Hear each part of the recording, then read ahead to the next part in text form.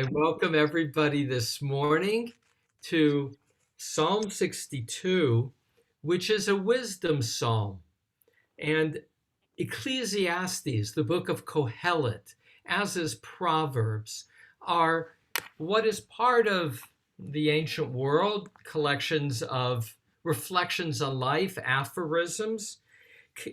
There will be a key word in Psalm 62. It will appear 3 times, and it's the word havel. Havel is a word we know from Ecclesiastes. At the very beginning, verse 2 of chapter 1, Havel Havalim Amar Kohelet, utter futility, says Kohelet, Havel Havalim Hakol Havel, utter futility, all is futile. That's the JPS translation. The word havel is omnipoetic. It's a breath or vapor. Just like a breath is fleeting, is not seen normally, so havel havalim, Ecclesiastes says, life is like a passing breath. And that image, one moment.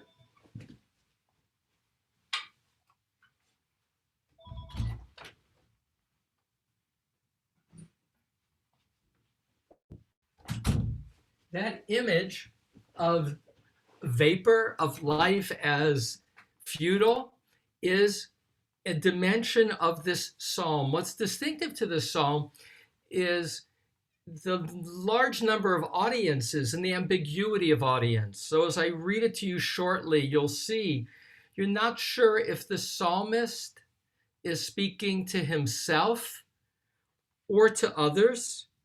At times it's to an enemy, sometimes it's to God, but it's not often clear throughout the flow of this psalm because there's kind of a back and forth dimension who the audience is. But what is true is that it's deeply personal. The word my and then an epitaph for God will occur 14 times in a relatively short psalm of 12 plus 1 verses. And so the psalmist on a personal level is speaking to God. And in addition to those epitaphs for God, which we talked about yesterday, different names of God. In this case, some of those epitaphs are my high tower, my deliverer, my rock, my glory. So a repetition plus, and always numbers are symbolic, 14 times my with an epitaph, and 7 times, 7 again being a core number for completeness, the word Elohim, God. Let me read the psalm. In the psalm is a word that appears nowhere else in the Bible. And this psalm also has phrases I'll share with you that are hard to decipher because they're poetic and therefore ambiguous. I chose to call this psalm, Only Through God is Stillness of My Spirit, in that this phrase is the only phrase that occurs twice and has a dimension for me of a contrast to the topsy-turvy world that he describes and his own rare ability to feel calm in a dangerous world only in the presence of God. All right, Psalm 62. For the conductor, on Yeduthun, a psalm of David. Only to God is my spirit still. From God comes my deliverance. Only God is my rock and my deliverance, my high tower. I shall not be moved greatly. How long will you terrorize a person? You are murderers, all of you, as a leaning wall, a tottering fence. Only they devise to thrust down a person from a lofty height, delight in lies. With their mouth they bless, but inwardly they curse. Selah. Only through God is stillness of my spirit, for from God comes my hope. Only God is my rock and my deliverance, my high tower. I shall not be moved. Upon God rests my deliverance and my glory. Rock of my strength and my refuge is in God. Trust in God at all times, nation. Pour out before God your heart. God is a refuge for us. Selah. Only vapor, hevel, is humanity. Deceitful are people of distinction. On the scales they rise as vapor together. Do not trust in fraud, and in robbery do not put vaporous tebalu, vaporous hope. If riches increase, pay no attention of heart. 1, God speaks. 2 of these I heard. For strength belongs to God, and to you my supreme is kindness. For you repay each person according to his or her work. Rashi, the medieval commentator, 1040 to 1105, he said this is the Psalm of Exile, a psalm that conveys the need for patience for deliverance, the need for trust to feel the calm in a world where one lacks control, but God maintains control, and therefore trust in God. I mentioned that this psalm has this quality of wisdom, and as we start again from the top, you'll see it's unclear who at times the audience is, with it seemingly being self-reflection. For the conductor, an yeduthun, this word yedutun is a bit obscure. It does appear in 2 other psalms, 39 and 77, as a musical instrument. It's also listed in the book of Chronicles, chapter 16, verse 42. They list the instruments of the temple, and it is one of those instruments, but it's not clear what was distinctive about the yedutun. But I just pause to acknowledge that the Psalms were written as songs. There's musical accompaniment, as we've seen, to many, and a lot of variety in terms of those instruments. The word, verse 2, ach, will occur 6 times. I translated it as only. Some translate it as truly or although. And it's repetitive. Verse 2, verse 3, 5, 6, 7. There's this rhythm, and 10 of ach, only. Kind of an emphasis. 3 times it's for God. So half the time the ach is used for God, the other time in reference to people. Only to God is my spirit still. From God comes my deliverance. So that's, if you will, an introduction as well to the psalm, because in a moment he's going to describe from what he needs deliverance, and the sense that the world is a world of deception in which the thieves are rewarded, and not back to being a psalm of exile. Rashi will say, while in exile one must not be seduced by what appears to be earthly successes of those who have no respect for God, maintain your faith. Hold on. So only to God is my spirit still. This word dumiyah is a word that does appear in a number of places. So think of Aaron after his sons die. It says of Aaron Vayidom Aharon, after Nadav and Avihu were hit by some fire and died. And he, the father, is in silence or stillness. You get it also with Elijah as another example. You remember that story of the first book of Kings, 19:12. After all the sound and light show for the prophet, he hears God's voice finally, kol demamadaka, in a still, thin voice. And so, dumiyah can be mute.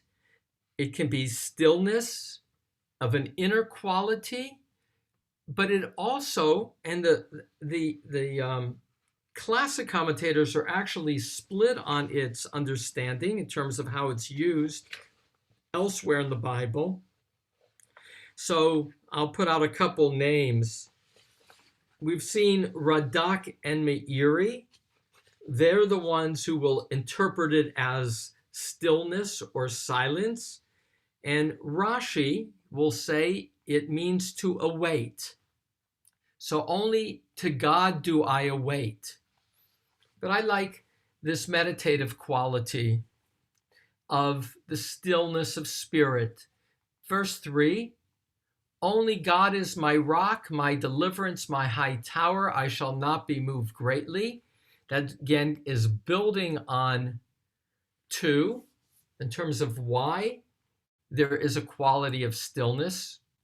The word not be moved can also be translated, I shall not be tripped or fall greatly. And here the word, this phrase will get repeated soon, I will not be moved. But here the word rabbah is added, I will not be moved greatly, which Rashi will understand as falling to the ground and dying, so as to be brought to the lowest point, the netherworld. And now the word that appears only in this psalm, titotu. I use the translation of Adin Steinsaltz, which is terrorize. How long will you terrorize? But here too, Rashi, 11th century, and Ibn Ezra, 11th into 12th century, will translate it as treachery. The Aramaic will translate it as gather. And the terrorized image comes from Samson Raphael Hirsch, that great rabbi of Germany, 1808 to 1888, where he sees its root as chitat, which means to strike terror. All right, I'm going to flow a little bit so as to have time to make more of a commentary, but I always love it when there's a word that appears only one place in the whole Bible, as in verse 4, the third word in Hebrew, tehotetu, and to see how the rabbis will try to find what its possible root is. Vayate, gather, chitat, frighten, and have, again, very divergent understandings. How long will you terrorize a person? Now there's a shift. Verses 2 and 3 seems to be either self-reflective or to an audience. Now verse 4, he's addressing an enemy. How long will you terrorize a person? You are murderers, all of you, as a leaning wall, a tottering fence. And that phrase, as a leaning wall, a tottering fence, seems to indicate that, you know, just like a leaning wall always leaves you nervous that it might fall down on you, or a tottering fence, this enemy strikes terror by being dangerous and never knowing when the enemy will strike. In that sense, back to the image of stillness.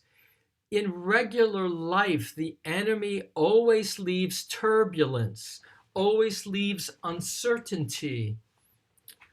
And it continues, but now shifting as if he's now talking to himself or to an audience.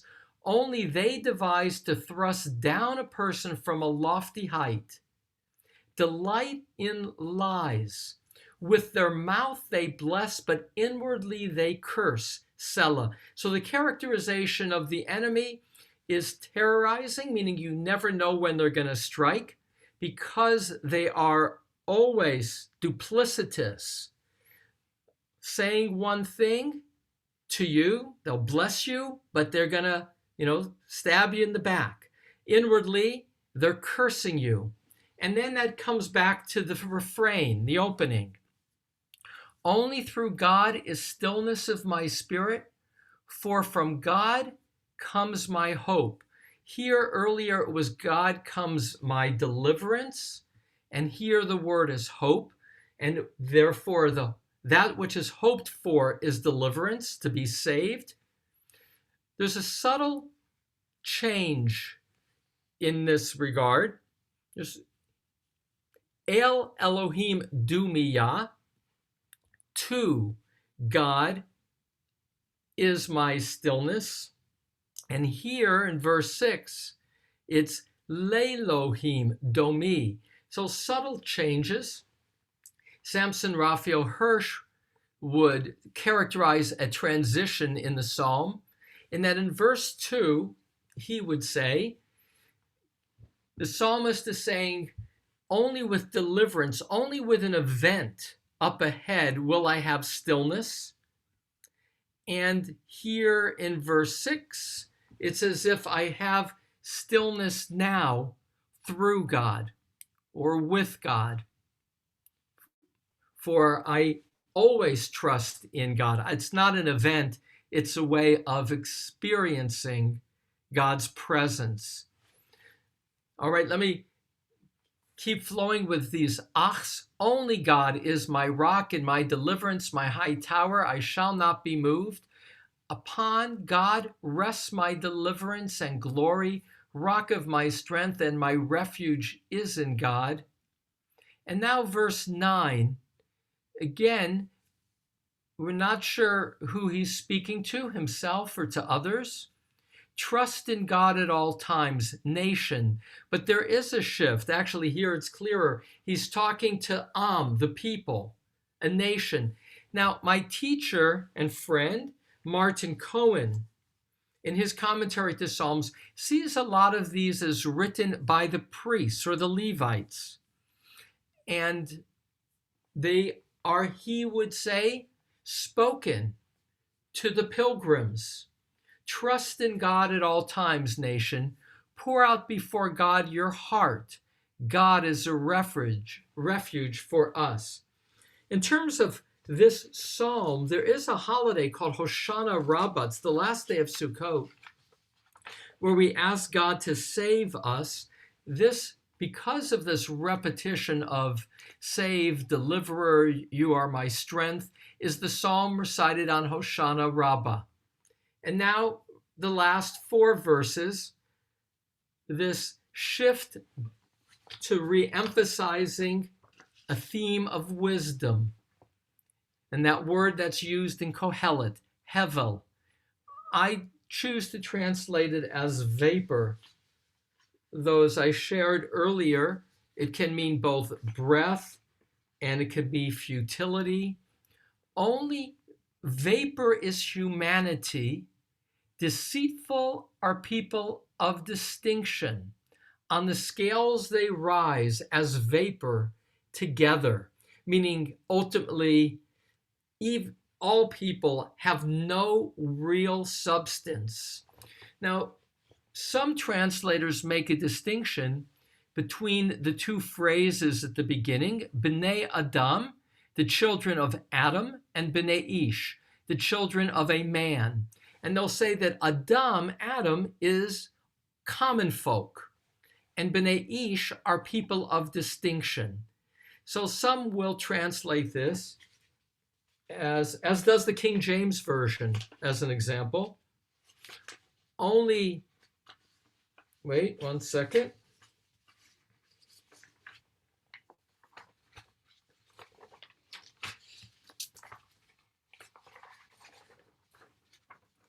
So King James Version, I always like to look at King James, which, by the way, in my researching Rabbi David Kimchi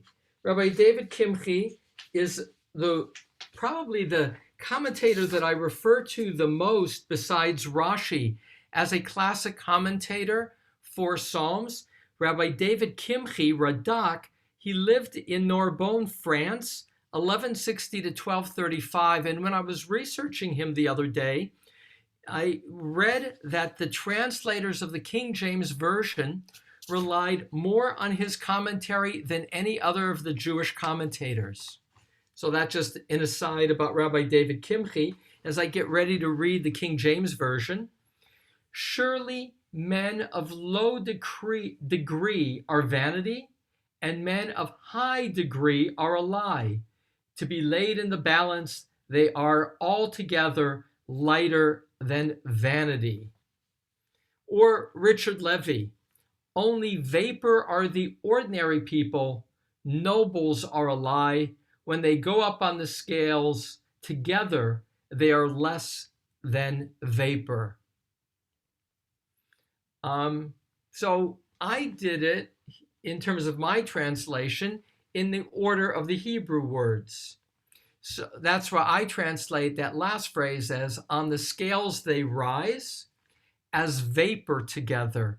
For me, that just emphasizing that ultimately people are but a fleeting presence, insubstantial like a breath, in the sense that it has no real weight. It passes. Do not trust in fraud, and in robbery do not put in the same root, tibalu, from hevel in 11. Do not put vaporous hope. If riches increase, pay no attention of heart. Back to that wisdom teaching, which is those who prosper, don't be jealous of them. Ultimately, their riches, their hopes are not unlike themselves, insubstantial, in reference to God who is sustaining. And the last two lines, Achat diber Elohim, one God speaks, or some translate it as once God spoke. Shtayim shamati, twice have I heard, or two of these, Shtayim zu shamati, two of these I heard. And that's to say God has a capacity, as will be understood, though it's a kind of a biblical phrase for emphasis. On the literal level, here are the two things that he's going to hear. Strength belongs to God, and to you, my supreme, is kindness. So God has two qualities, strength and kindness. Oz, strength, and chesed, which kindness also can be loyalty. And here's attention in verse 13. And to you, my supreme, Adonai, is kindness. But now the last phrase would seem to be in tension with God being kind. For you repay each person according to his or her work. Well, that sounds like strictness.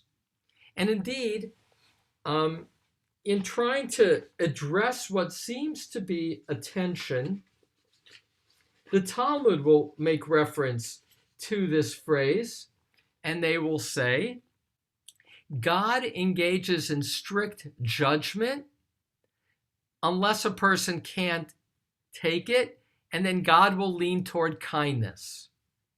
Others will say, it is indeed kindness that God uses to repay each person according to his work or her work. And the word in Hebrew is ma'asim, which is just work or acts, though classic commentators will translate it as mitzvot. God acknowledges all the good deeds you do, which leads to why you should have stillness of spirit, because even though others around you may not notice your trustworthiness, your goodness. God does.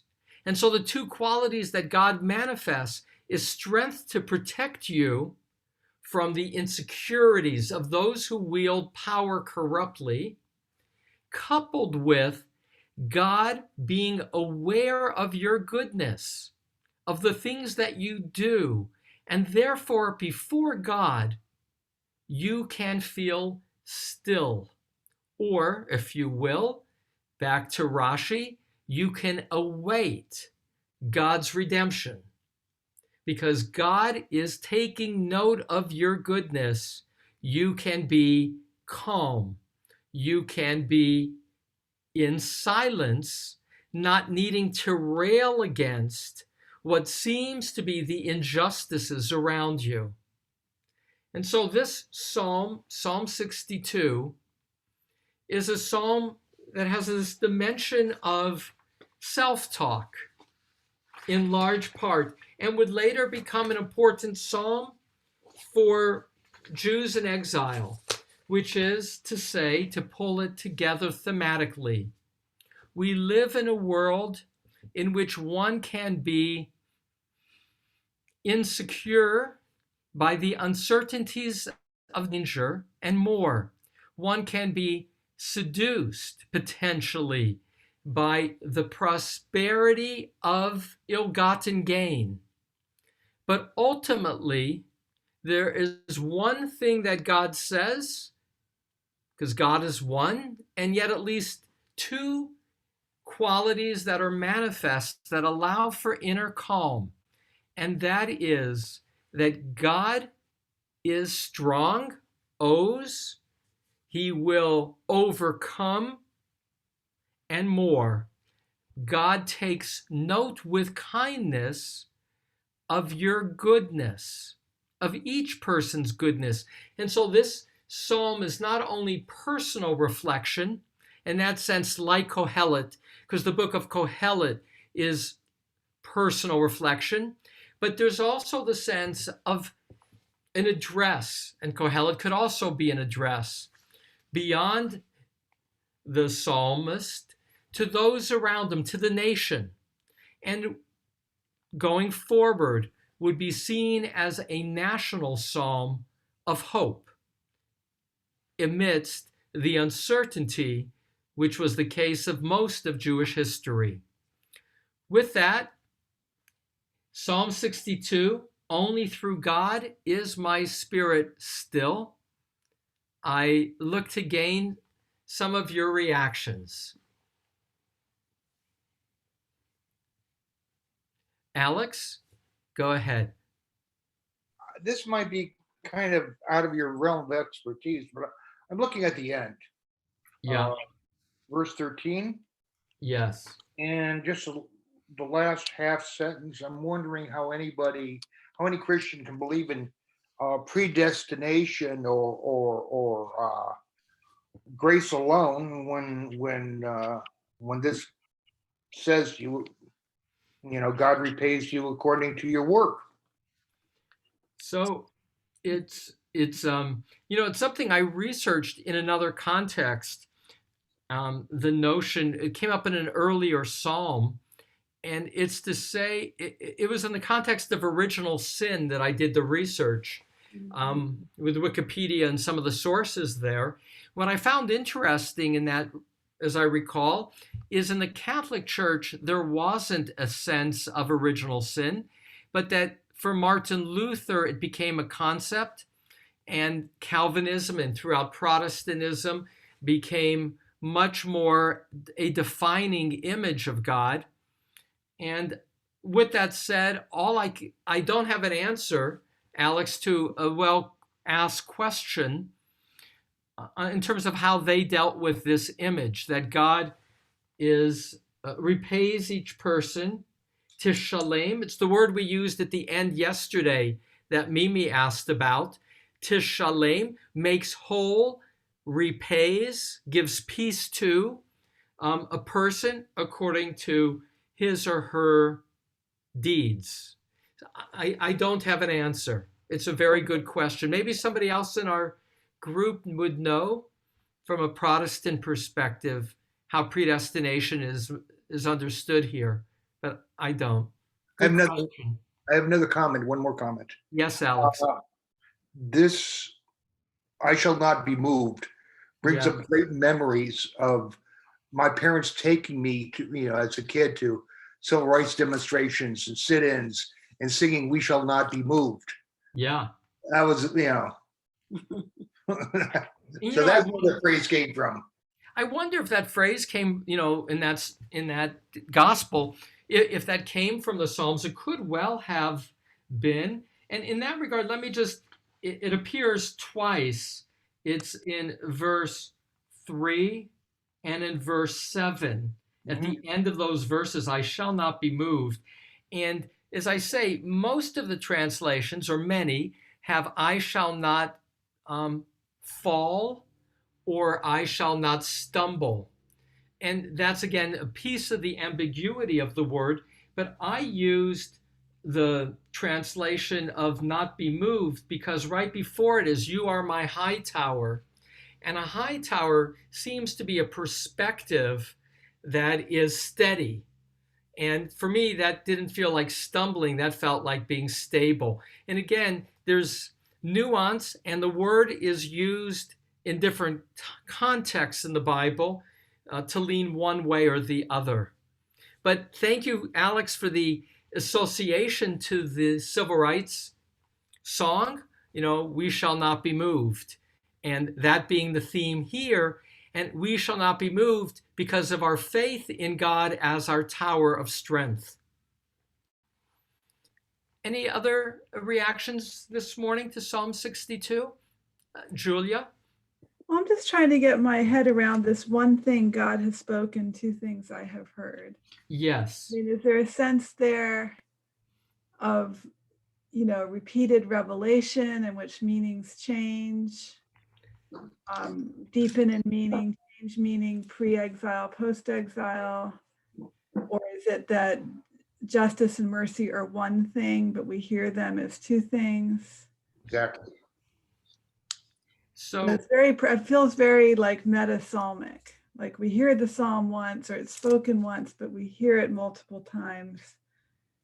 And in different moments of life, it means different things that aren't contradictory, but are layered or. Yeah. So as I read all my commentaries on this verse, what I found is there was no other reference to this kind of phrasing elsewhere in Psalms. So in that sense, it's also distinctive. And I'm always deeply gratified to appreciate how Psalms have this artistic dimension that sets a psalm apart. And that's one thing, this phrasing of Achat diber Elohim, one thing God spoke, Shtayim zu, two of these I heard.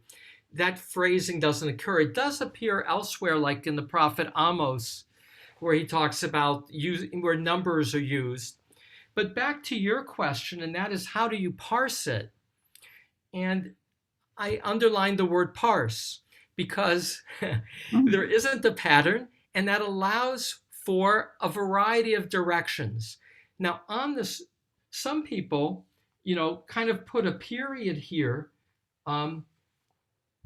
after, for strength belongs to God, period. And to you, my supremest kindness is just a closing line without defining what the two things are. Others, by linking 12 and 13, get the two things. And the two things are strength and kindness. And I liked what you said, Julia, in trying to figure it out, which is sometimes two things are really one, even though they look opposite. So kindness and truth, or even the tension in verse 13, because that is about kindness and truth. See, he comes back to kindness and truth.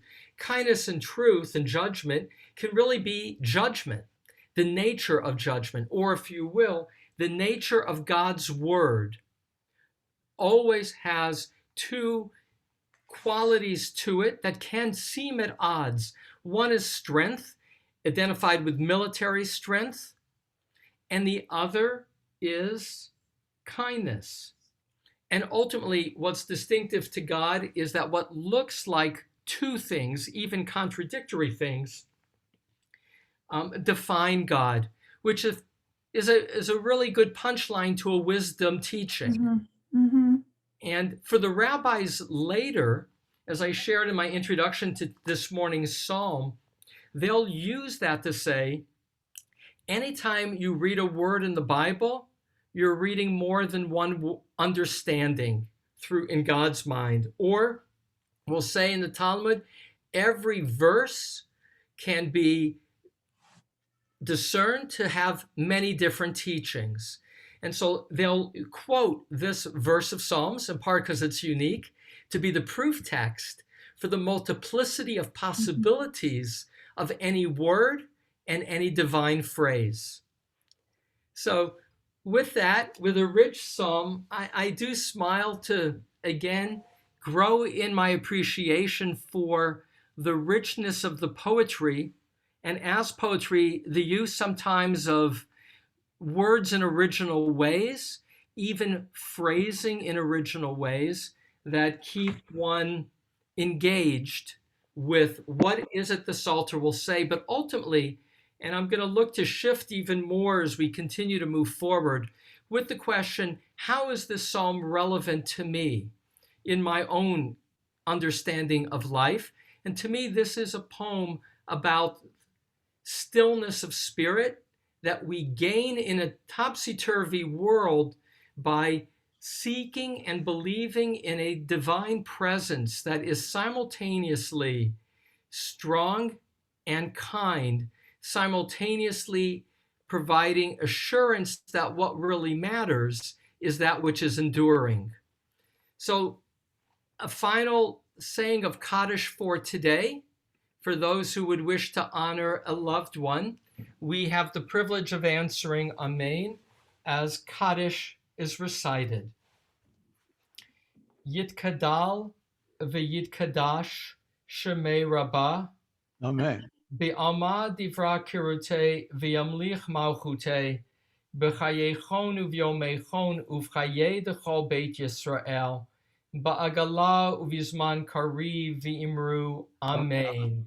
Yehe shmei rabba mevarach le'olam omei almaya. Yitbarach v'yishtabach v'yitpa'ar v'yitromam v'yitnaseh v'yitadar v'yitaleh v'yitalal shemei dekudsha berichu le'ela min kol birchata v'shirata tushbechata v'nechemata damiran bi'alma v'imru amen. Yehe shlama rabba min shemaya v'chayim aleinu ve'al kol Yisrael v'imru amen. Osei shalom b'mromav hu yaseh shalom aleinu ve'al kol Yisrael v'kol yoshvei tevel v'imru amen. Again, I just want to say thank you to Sharon. Nice to share this morning with you, and Barbara and Julia and Mimi and Marvin, Alex and Shelby, Helene, Jackie and Jack, Hal and Richard, Sarah, Cliff, Natalie, Dan, Vivian. A delight to learn Psalm 62. I have